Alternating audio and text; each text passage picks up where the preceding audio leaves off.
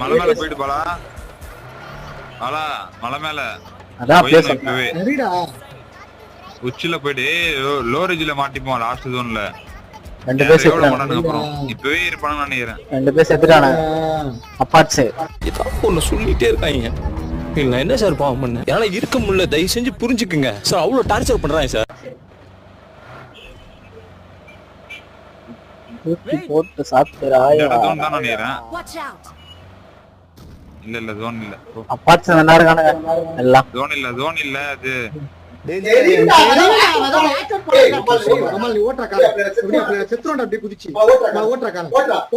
உங்க வாயை தூக்கி என் காதுல வைங்களேன், காதுல வைங்க.